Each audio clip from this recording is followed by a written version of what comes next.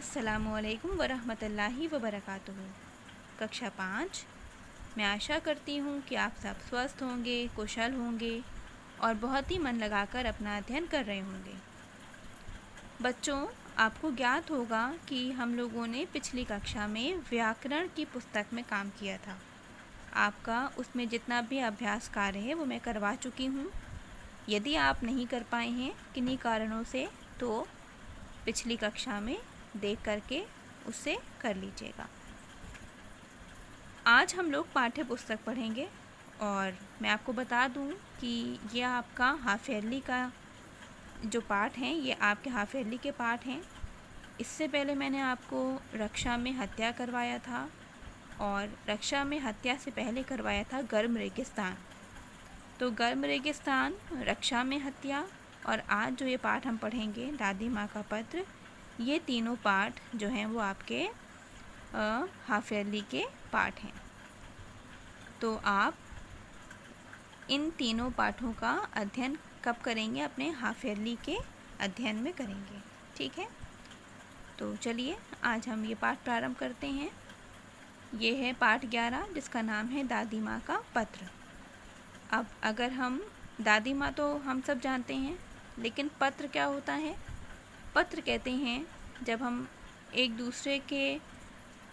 दूसरे से अपने विचार व्यक्त करने के लिए, अगर मैं अपने विचार व्यक्त करना चाहती हूँ और मेरे पास कोई भी ऐसा साधन नहीं है जिससे मैं किसी से बात कर सकूँ, तो मैं किसका प्रयोग करूँगी?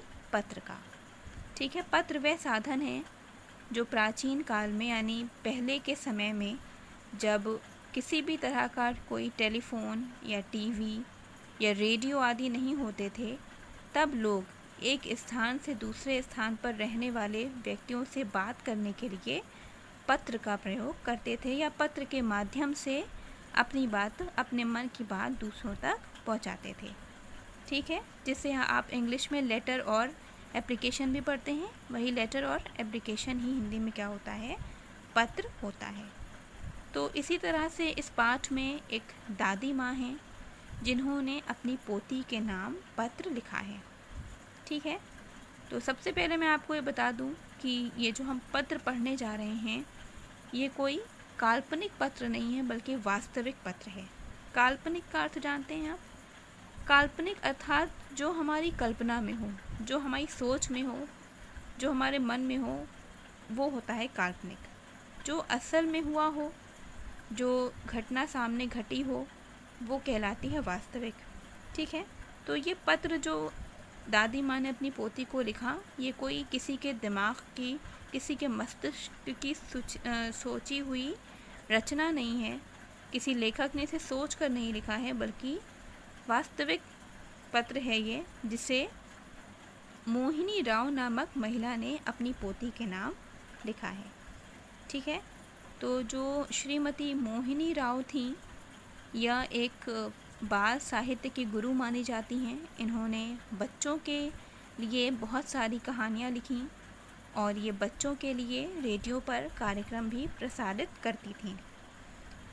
तो इनका जो इन्होंने अपने जीवन में यह प्रयास किया कि स्त्रियां, जिस समय आज़ादी से पहले की, स्वतंत्रता से पहले की बात है कि उस समय हमारे समाज में, हमारे देश में स्त्रियों यानी औरतों की जो स्थिति थी, दशा थी, बहुत ही ख़राब थी।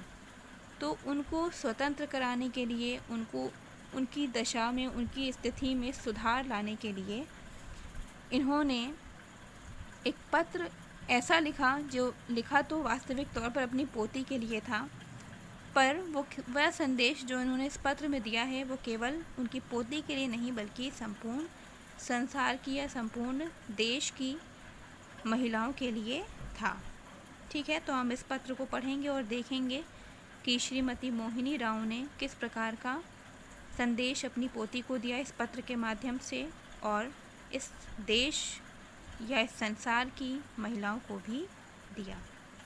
तो चलिए सबसे पहले, जैसा हम हमेशा करते हैं, कठिन शब्दों का अध्ययन करते हैं। तो हम पहले ये वाले कठिन शब्द पढ़ लेते हैं। Excuse me. पहला शब्द है व्यक्त। व्यक्त का अर्थ होता है बताना या प्रकट करना। ठीक है। प्रबल अर्थात सशक्त या शक्तिशाली। परिस्थिति अर्थात हालात। रोमांचक यानी मज़ेदार। अवसर अर्थात मौका। वेतन किए गए कार्य के बदले मिलने वाला धन क्या कहलाता है? वेतन।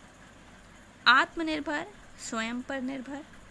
स्वाभिमान स्वयं पर अभिमान। संपत्ति धन दौलत। प्रयास कोशिश। ठीक है। ये कठिन शब्द वो हैं जो हम हमेशा करते हैं। इसके बाद जो भी कठिन शब्द पाठ में आएंगे वो मैं आपको उनका अर्थ बताती चलूँगी और आप उन शब्दों के अर्थ को वहीं पर पेंसिल से लिख लीजिएगा। ठीक है। तो चलिए हम लोग पाठ शुरू करते हैं और देखते हैं कि दादी अपनी पोती से क्या कह रही हैं। मेरी प्यारी पोती प्रेमा, मैं अपनी प्रसन्नता नहीं व्यक्त कर सकती। तुम परीक्षा में उत्तीर्ण ही नहीं हुई बल्कि तुमने अच्छे अंक भी प्राप्त किए। इससे पता चलता है कि तुम गंभीरतापूर्वक अध्ययन कर रही हो। यह प्रसन्नता की बात है कि पढ़ाई में तुम्हारा मन लग रहा है। देखा आपने, इन्होंने पत्र प्रारंभ किया और इन्होंने क्या किया? सबसे पहले अपनी पोती से कहा कि वो प्रसन्न हैं ये सुनकर, ये जानकर कि वह खाली परीक्षा में उत्तीर्ण नहीं हुई है अर्थात सफल नहीं हुई है, बल्कि उसने बहुत ही अच्छे अंक प्राप्त किए हैं और उनको ये लग रहा है, उनको ये विश्वास है कि उनकी पोती बहुत ही मन लगाकर अर्थात गंभीरतापूर्वक अध्ययन कर रही है। मुझे सदा विश्वास रहा है कि तुम जो भी निश्चय करोगी उसे अवश्य पूरा करोगी। ठीक है, वो अपनी पोती से कह रही हैं कि उन्हें विश्वास है कि वो जो सोचेगी, जो निश्चय करेगी, वो उसे पूरा करेगी। तुम में यह योग्यता है। अब वो कह रही हैं कि तुम में ये योग्यता है, तुम में ये योग्यता है, तुम इस योग्य हो कि तुम जो चाहती हो उसे कर लेती हो या कर सकती हो। तुम्हारी इच्छा शक्ति प्रबल है, मतलब तुम्हारी जो इच्छा है, तुम जो सोचती हो वो करने में प्रबल होती हो, सशक्त हो उसको करने में। तुम जो कुछ करने की ठान लोगी उसे तो कर ही लोगी। यदि कुछ गलती हो जाती है तो लोग परिस्थितियों को दोष देते हैं, परंतु सच यह है कि ये परिस्थितियाँ लोगों द्वारा खुद बनाई गई होती हैं। बेटा, अधिकतर ऐसा होता है कि अगर हमारे साथ कुछ बुरा हो जाए तो हम क्या करते हैं? हम कहते हैं कि अरे उस समय ऐसा हो गया था, या उस समय तो मुझे चोट लग गई थी, या मुझे बुखार था, इस कारण से ऐसा हुआ, या मेरे घर में कोई बहुत बीमार था, इस कारण मैं पढ़ नहीं सका और मेरे अंक अच्छे नहीं आए। तो हम किसे दोष दे रहे होते हैं? परिस्थितियों को दोष दे रहे होते हैं। परंतु यहाँ पर दादी क्या कह रही हैं कि जो परिस्थितियाँ होती हैं वो हम खुद ही बनाते हैं। हम चाहें तो परिस्थिति को अपने हिसाब से भी कर सकते हैं, यदि हमारा जो लक्ष्य हो उसे हम प्राप्त करने में उसको हम प्राप्त करने के लिए निर्णय ले चुके हों या उसको प्राप्त करने का निश्चय कर चुके हों, तो हम क्या करते हैं? हम अपने लक्ष्य को प्राप्त कर लेते हैं, परिस्थितियों को दोष नहीं देते। ठीक है। जब मैं कॉलेज, अब वो बता रही हैं अपने बारे में। कौन? दादी माँ बता रही हैं। जब मैं कॉलेज में पढ़ाई समाप्त कर चुकी थी तभी मेरी सगाई कर दी गई। सगाई तो आप सब जानते होंगे, सगाई अर्थात मंगनी। उस समय का यही प्रचलन था, मतलब उस समय यही रिवाज था कि जैसे ही लड़कियों की पढ़ाई पूरी होती थी उनकी शादी कर दी जाती थी। मेरा विवाह 1 वर्ष के बाद होना तय हुआ। अब वो बता रही हैं कि जैसे ही इनका कॉलेज समाप्त हुआ इनकी सगाई हो गई और ये तय हुआ कि 1 वर्ष बाद अर्थात 1 साल बाद विवाह होगा। मेरी इच्छा थी कि इस बीच में कोई मनोअनुकूल कार्य करूं। मनोअनुकूल का अर्थ होता है मन के अनुसार या मन के अनुकूल, मतलब जो हमारा काम करने का मन है उसके अनुसार। तो इनका विवाह तय हो गया, लेकिन इन्होंने ये इच्छा की कि मैं क्यों ना इस 1 वर्ष में कोई ऐसा जो मैं चाहती हूँ वो कार्य कर लूँ। ठीक है। इस प्रकार समय का सदुपयोग होगा, यानी समय का मेरा सही उपयोग हो जाएगा। मतलब 1 साल में अपना समय बर्बाद करूँगी उससे अच्छा है कि मैं कोई ऐसा कार्य करूं जो मैं करना चाहती हूं। इस तरह से मेरे समय का भी सही उपयोग हो जाएगा। मेरी माँ चाहती थी कि मैं घर पर रहूं और खाना बनाना, सिलाई कढ़ाई आदि सीखूं। मतलब उनकी माँ क्या चाहती थी कि वो घर पर रहे। अब उसकी शादी होने वाली, उसका विवाह होने वाला है। वो चाहती थी कि सिलाई बुनाई सीखे और खाना बनाना सीखे। विवाह के पूर्व, पूर्व का अर्थ होता है पहले। पूर्व का अर्थ क्या होता है? पहले। विवाह के पूर्व इनका सीख लेना अनिवार्य था। अनिवार्य का अर्थ होता है आवश्यक। ठीक है, लिखते चलिएगा। अनिवार्य का अर्थ होता है आवश्यक। तो विवाह के पूर्व इनका सीख लेना अनिवार्य था। परंतु मेरे मन में कुछ और ही था। मैं कुछ रोमांचक और चुनौतीपूर्ण कार्य करना चाहती थी। मैं कुछ ऐसा कार्य करना चाहती थी जो मुझे घर की चारदीवारी से बाहर जाने का अवसर दे। अर्थात वो अपने मन का काम करना चाहती थी और घर से बाहर जाना चाहती थी। मैं 4 भाइयों में अकेली बहन थी। मैं व्यवहार में भेदभाव सहन नहीं कर सकती थी। अब देखिए, इन्होंने कहा कि ये 4 भाइयों में एक अकेली बहन थी और इनको ये बात बिल्कुल पसंद नहीं थी कि व्यवहार में, मतलब कोई ये सोचकर भेदभाव करे कि ये लड़की है और वो लड़का है। मतलब इनको ये बात नहीं अच्छी लगती कि एक लड़की होने की वजह से इनको घर के अंदर बैठाया जाए, और क्योंकि इनके भाई जो हैं वो लड़के हैं तो उनको बाहर निकलने की स्वतंत्रता हो। इनको ये बात बिल्कुल भी बर्दाश्त नहीं थी, सहन नहीं थी। मुझे पता चला कि शहर के एक बालिका विद्यालय में शिक्षिकाओं की आवश्यकता है। इन्हें क्या पता चला कि शहर के किसी विद्यालय में, बालिका अर्थात लड़कियों का विद्यालय में, शिक्षिकाओं अर्थात, शिक्षिका का अर्थ तो आप बहुत अच्छी तरह जानते हैं, टीचर्स को कहते हैं शिक्षिकाओं, की आवश्यकता है। डरते डरते मैंने पिताजी से वहाँ नौकरी करने की इच्छा प्रकट की। पिताजी ने मुझे सहर्ष स्वीकृति दे दी। सहर्ष यानी खुशी के साथ। सहर्ष का अर्थ होता है खुशी के साथ और स्वीकृति का अर्थ होता है आज्ञा। तो पिताजी ने मुझे सहर्ष स्वीकृति दे दी। मेरी खुशी का ठिकाना ना रहा। मतलब ये डरते डरते गईं। इन्होंने पूछा पिता से तो उन्होंने कहा हाँ ठीक है तुम जाओ। मैं दौड़कर अपने भाइयों को शुभ समाचार देने गई। उत्साहित स्वर में मैंने कहा मुझे तुम सबसे पहले ही नौकरी मिल जाएगी। मतलब ये बहुत प्रसन्न थी, और होता है ना, जब हम बहुत प्रसन्न होते हैं तो सबसे पहले अपने भाई बहनों को, अपने माता पिता को अपनी प्रसन्नता व्यक्त करते हैं, उनके सामने उनको बताते हैं कि हमारे साथ क्या ऐसा अच्छा हुआ जिससे हम इतने प्रसन्न हैं। तो वही इन्होंने भी किया, और ये अपने भाइयों के पास गईं और बोली कि तुम तो 4 हो और तुम में से किसी को भी अभी तक नौकरी नहीं मिली, पर मुझे मिल जाएगी। चलिए आगे देखते हैं इसके बाद क्या हुआ। इनके भाइयों ने क्या कहा इनसे। मेरे एक भाई ने कहा रुको, पहले नौकरी मिल तो जाए तब खुशी मनाना। मतलब उन्होंने कहा कि अभी तो नौकरी नहीं मिली है, मिल जाए फिर खुशी मनाना। दूसरे भाई ने मजाक उड़ाया, तुम भला शिक्षिका बनोगी और सबको पढ़ाओगी। ऐसा होता है ना, हम लोग अपने भाई बहन जो होते हैं घर में, तो आपके साथ होता होगा, आपके भाई भी होंगे बहन भी होंगे, तो हम लोग क्या करते हैं, एक दूसरे को चढ़ा देते हैं, है ना, चढ़ाते हैं, परेशान करते हैं। क्यों? क्योंकि हमें मज़ा आता है चढ़ाने में और परेशान करने में। तो इसी तरह से इनके भाइयों को भी मज़ा आ रहा था, क्योंकि वो एक अकेली बहन थी, उनको बड़ा मज़ा आता था इनको परेशान करने में। तो उन्होंने इनको परेशान करने के लिए कहा कि तुम भला शिक्षिका बनोगी और सबको पढ़ाओगी। संयोग से शिक्षिका के पद पर मेरी नियुक्ति हो गई। संयोग से यानी भाग्यवश, अच्छा भाग्य होने के कारण। नियुक्ति अर्थात इनको वहाँ नौकरी मिल गई। मुझे 7वीं से 10वीं कक्षा तक के विद्यार्थियों को हिंदी और अंग्रेज़ी पढ़ानी थी। ठीक है, इन्होंने कक्षा 7 से लेकर कक्षा 7 से 10वीं तक, हाँ 7, 8, 9, 10, इन 4 कक्षाओं को इन्हें क्या पढ़ाना था, हिंदी और अंग्रेज़ी। मैं एक अच्छी छात्रा रह चुकी थी। मुझे स्वयं पर विश्वास था कि मैं इस कार्य को करने में सक्षम हूँ।